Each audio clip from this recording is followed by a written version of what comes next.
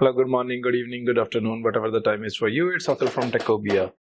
In the previous video, I mentioned that how you can update your PHP 7.2 to 7.4 in VestaCP. But after that particular video, I found that if you are going to add some particular domain, you are going to get an error. Backend template not found. So I researched on that, I dig into this, and later on I found a solution to the same. And here I'm going to share a solution. It is a quick solution.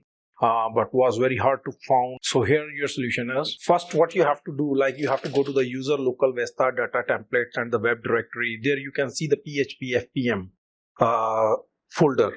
So what you have to do, you can do it by two ways. If you are a professional, what you can do, you can just create a symbolic link of the php-fpm with the php 7.4 fpm.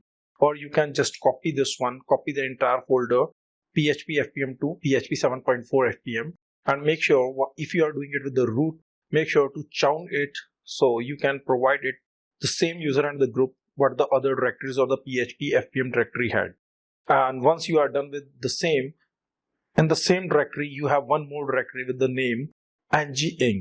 In the same directory, you have to go to the nginx, and there you can see the same folder as php-fpm. Again, same option.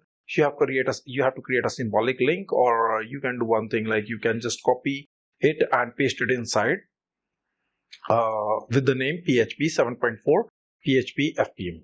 And once you are done with this, just restart or reboot your system, and everything is working fine for me. I was able to add the domains. I hope if you are looking for the same solution and you are getting fed up like me, because I tried multiple solutions and none of these worked for me, then with the multiple options, I combined this. Finally, the things start working for me.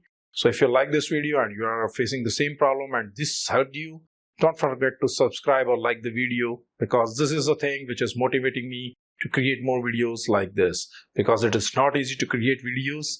It's so hard. The process is so hard.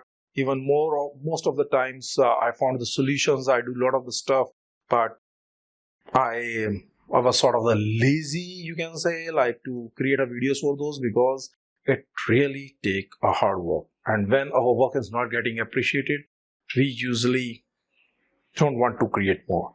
So thank you for watching this video. Up to then, bye bye. See you next video. Bye bye.